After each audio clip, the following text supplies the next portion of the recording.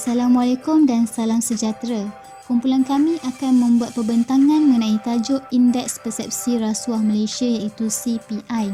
Saya Nur Ashikin binti Muhammad Tahir. Saya akan meneruskan perbentangan dengan menerangkan apa itu Indeks Persepsi Rasuah. Indeks Persepsi Rasuah merupakan indeks tahunan yang dikeluarkan semenjak tahun 1995. Indeks persepsi rasuah ini dikeluarkan oleh Badan Ketulusan Antarabangsa yang merupakan badan bukan kerajaan iaitu NGO yang berpangkalan di Berlin, Jerman sejak dari tahun 1995. Pertubuhan badan ini mentakrifkan rasuah sebagai penyalahgunaan kuasa yang diamanahkan untuk keuntungan peribadi. Badan ini ditubuhkan adalah bertujuan untuk menyusun senarai nama negara mengikut darjah di mana rasuah ini dianggap wujud dalam kalangan pegawai-pegawai dan ahli politik awam. Indeks persepsi rasuah menyenaraikan nama negara atau kawasan berdasarkan persepsi orang terhadap sektor awam negara atau kawasan berkenaan. Elemen yang menentukan pengiraan indeks persepsi rasuah CPI adalah penilaian dibuat berdasarkan pengiraan skor yang berpandukan kepada 8 jenis survey. 8 jenis survey tersebut ialah yang pertama, Bertelsmann Foundation Transformation Index. Yang kedua, Economist Intelligence Unit Country Risk Rating. Yang ketiga, Global Insight Country Risk Rating. Yang keempat, IMD World Competitiveness Yearbook. Yang kelima, Political and Economic Risk Consultancy ASEAN Intelligence. Yang keenam, Political Risk Service International Country Risk Guide. Yang ketujuh, World Economic Forum Executive Opinion Survey EOS. Dan yang terakhir adalah World Justice Project Rule of Law Index.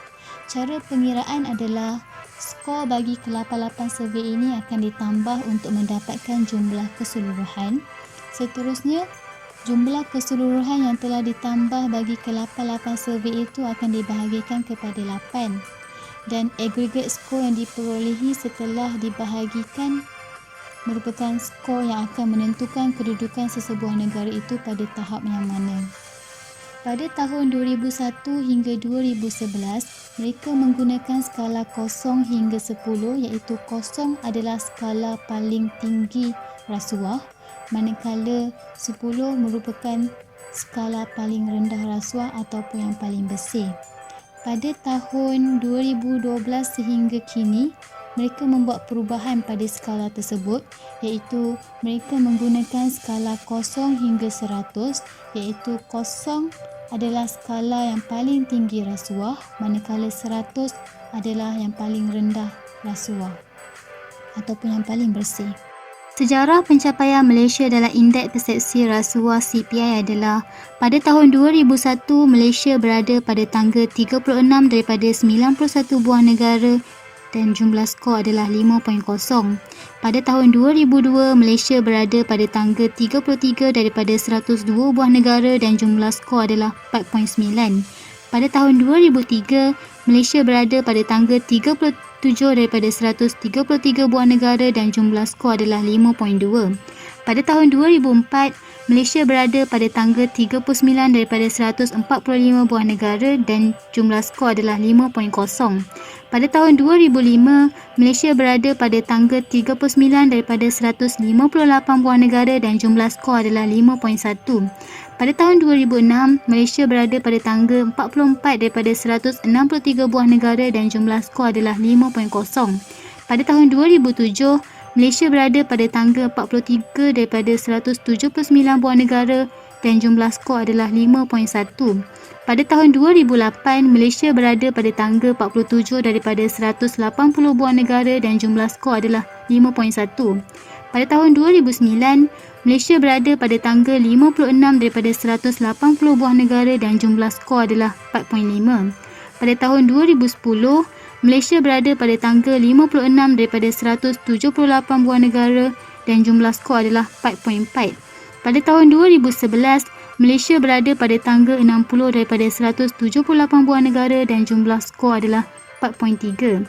Pada tahun 2012, Malaysia berada pada tangga 54 daripada 174 buah negara dan jumlah skor adalah 49. Pada tahun 2013, Malaysia berada pada tangga 53 daripada 177 buah negara dan jumlah skor adalah 50. Pada tahun 2014, Malaysia berada pada tangga 50 daripada 175 buah negara dan jumlah skor adalah 52. Pada tahun 2015, Malaysia berada pada tangga 54 daripada 168 buah negara dan jumlah skor adalah 50. Pada tahun 2016, Malaysia berada pada tangga 55 daripada 176 buah negara dan jumlah skor adalah 49. Skor CPI Malaysia dalam keadaan yang tidak menentu. Pada tahun 2001 sehingga 2008, Malaysia dilihat sangat stabil dan skor CPI di antara 4.9 sehingga 5.1. Tetapi pada tahun 2008 sehingga 2011, Malaysia dilihat mengalami penurunan yang sangat mendadak. Skor CPI paling rendah yang Malaysia catat adalah pada tahun 2011. Pada tahun 2012, Malaysia menunjukkan peningkatan sedikit berbanding pada tahun 2011. Pada tahun 2012 sehingga 2015, skor CPI Malaysia menunjukkan peningkatan dan stabil di antara 49 sehingga 52. Pada tahun 2016, Malaysia mencatatkan penurunan semula sehingga tahun 2007 iaitu 49 sehingga 47. Skor CPI Malaysia dalam keadaan tidak menentu. Pada tahun 2001 sehingga 2008, Malaysia dilihat sangat stabil dengan skor CPI di antara 4.9 sehingga 5.1. Tetapi pada tahun 2008 sehingga 2011, Malaysia dilihat mengalami penurunan yang sangat mendadak. Skor CPI paling rendah yang Malaysia pernah catat adalah pada tahun 2011 iaitu 4.3. Pada tahun 2012, Malaysia menunjukkan peningkatan sedikit berbanding pada tahun 2011. Pada tahun 2012 sehingga 2015, skor CPI Malaysia menunjukkan peningkatan dan stabil di antara 49 sehingga 52. Pada tahun 2016, skor CPI Malaysia menunjukkan penurunan semula sehingga tahun 2017.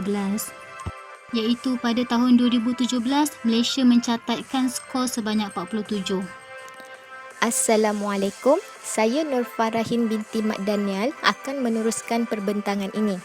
Punca yang mempengaruhi kedudukan Malaysia dalam Indeks Persepsi Rasuah Malaysia CPI jika dibandingkan dengan negara lain adalah kedudukan Malaysia bagi Indeks Persepsi Rasuah CPI bagi tahun 2019 meningkat ke tangga 51 dengan 180 buah negara berbanding pada tangga 61 pada tahun 2018. Di Asia, negara yang mendapat skor tertinggi adalah Singapura dengan skor 85%. Brunei juga mencatatkan penurunan, tetapi Malaysia meningkat dari 61 ke 51 tangga. Kita berada pada tangga ketiga terbaik di Asia. Seperti yang kita tahu, Denmark dan New Zealand diumumkan sebagai negara paling bersih rasuah dengan catatan skor masing-masing sebanyak 88 dan 87%. Manakala Somalia, Sudan Selatan dan Syria menduduki tangga terbawah memiliki rasuah yang terbanyak.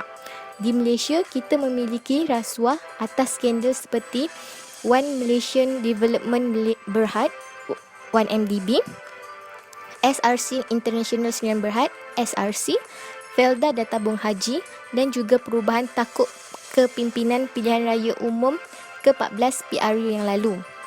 Antara punca yang mempengaruhi rasuah ini adalah Laporan Pelan Anti Rasuah Nasional NACP 2019-2023 turut mendedahkan punca rasuah berlaku ekoran kurang sokongan dan kesedaran rasuah kerana birokrasi, kurang pengesanan awal, kurang usaha mencegah rasuah, kelemahan penguatkuasaan, kurang didikan agama dan juga keterusan sistem pemerintahan.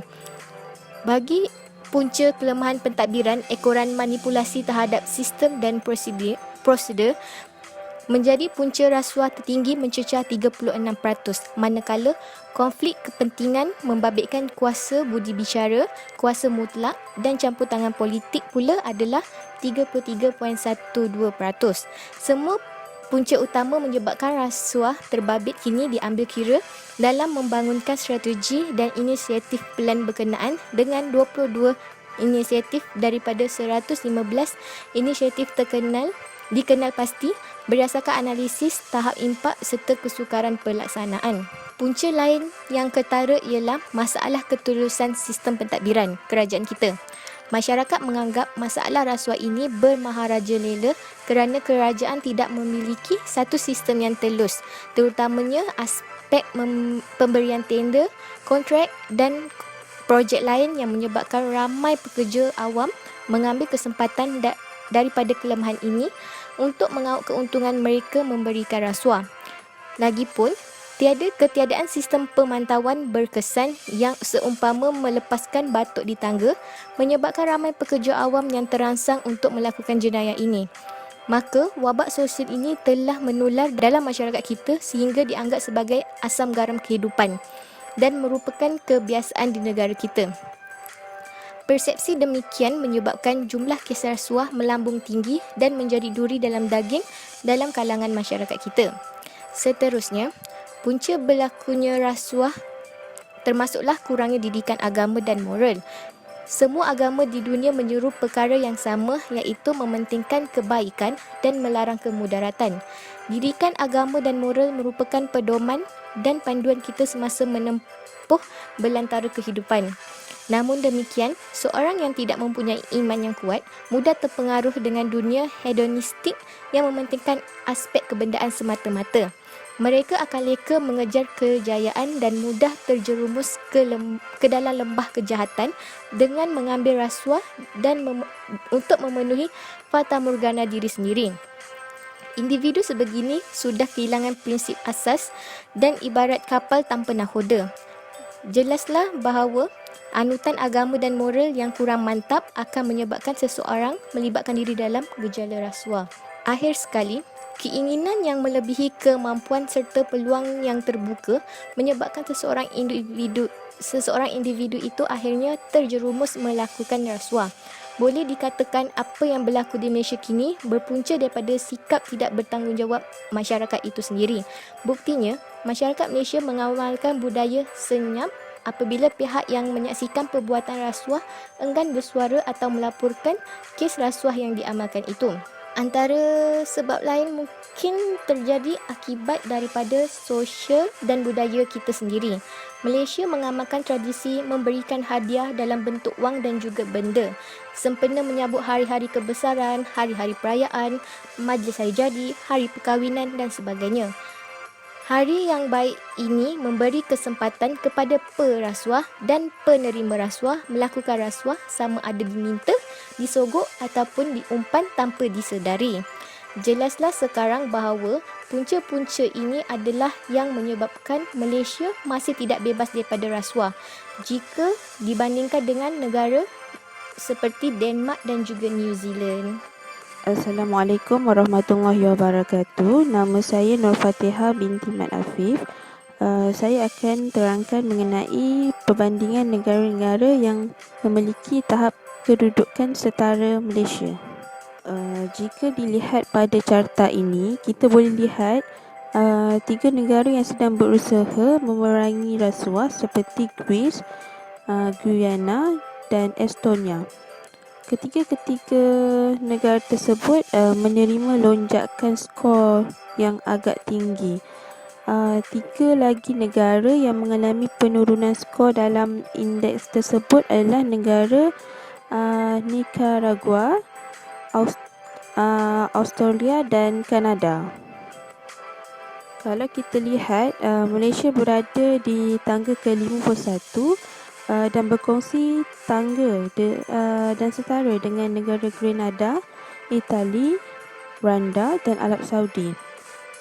Jika dibandingkan dengan negara-negara Asia, kita boleh lihat bahawa negara Malaysia ketinggalan jauh dengan negara Singapura dan Brunei. Pada indeks tersebut, Singapura pada kedudukan ke-4 dan Brunei pada kedudukan ke-35. Mentaliti materialistik yang suka kepada jalan mudah dan ingin cepat kaya adalah budaya yang menular dalam negara-negara yang setara dengan CPI Malaysia. Ciri masalah etika inilah yang bawa kepada peningkatan masalah rasuah. Begitu juga Malaysia yang masih lagi dikira berada pada kedudukan yang tinggi di dalam indeks persepsi rasuah.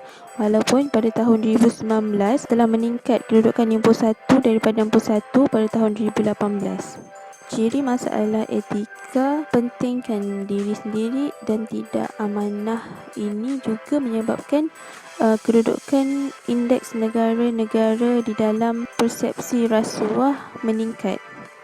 Seperti yang kita sering dengarkan mengenai pembayaran duit kopi untuk mendapatkan sesuatu permohonan atau melepaskan diri dari kesalahan dengan kadar segera.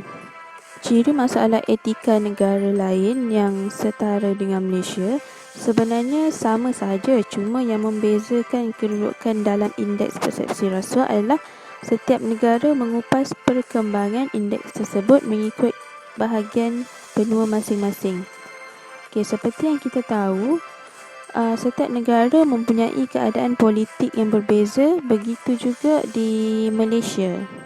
Saya Najwa binti Alwi akan meneruskan pembentangan ini dengan memberi kritikan terhadap CPI dan jelaskan kedudukan Indeks Integriti Nasional yang ditubuhkan oleh Malaysia. Adalah tidak munasabah untuk mengukur rasuah dengan tepat, tetapi ada data anggarannya yang boleh didapati dan Transparency International ataupun TI secara berkala menerbitkan beberapa taksiran, kaji selidik dan indeks yang mengukur rasuah. Memandangkan rasuah berlaku secara haram, kita hanya boleh dapat anggarannya sahaja. Persepsi analisis negara, ahli perniagaan atau orang awam adalah asas kepada indeks rasuah, indeks persepsi rasuah ataupun Corruption Perception Index atau CPI dan Global Corruption Barometer. CPI oleh TI adalah alat yang paling banyak digunakan. Ia telah banyak mendapat pengiktirafan kerana meletakkan isu rasuah dalam agenda dasar antarabangsa sejak diperkenalkan pada tahun 1995. CPI mengukur persepsi tahap rasuah sektor awam dalam negara dan juga wilayah seluruh dunia. Global Corruption Barometer juga adalah satu tinjauan pendapat umum seluruh dunia mengenai rasuah. The Bribe Payer Index atau BPI menyenaraikan kebarangkalian syarikat dari ekonomi utama memenangi perniagaan di luar negara dengan cara membayar rasuah. Pelan Integriti Nasional adalah satu pelan atau rancangan yang dirancangkan serta dilancarkan oleh Kerajaan Malaysia dengan fokus utamanya untuk menanam dan memupuk budaya etika dan integriti di kalangan semua lapisan masyarakat Malaysia.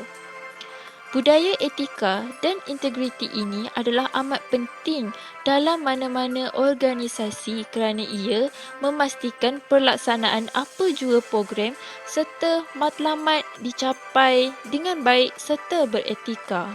Pelan ini membolehkan kerajaan merancang pelbagai program secara teratur dalam usaha membudayakan etika dan integriti masyarakat.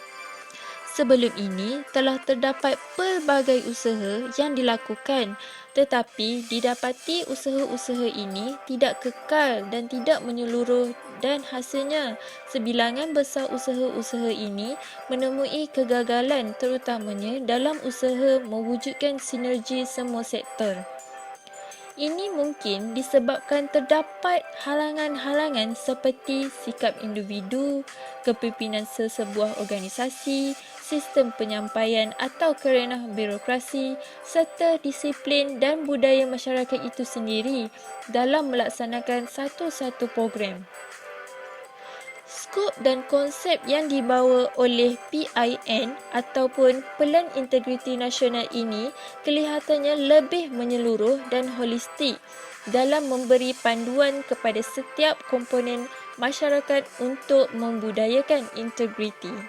Pelan Integriti Nasional ini telah dilancarkan pada 23 April 2004 oleh Yang Amat Berhormat Perdana Menteri Malaysia Datuk Seri Abdullah Ahmad Badawi selaras dengan cabaran keempat Wawasan 2020 iaitu untuk membentuk sebuah masyarakat yang kukuh, ciri-ciri moral dan etikanya dengan para warganya mempunyai nilai keagamaan dan kerohanian yang utuh dan ditunjangi oleh budi pekerti yang luhur. Membela nyata di mata dunia dan mendukung aspirasi kita, menjunjung amanah beretika.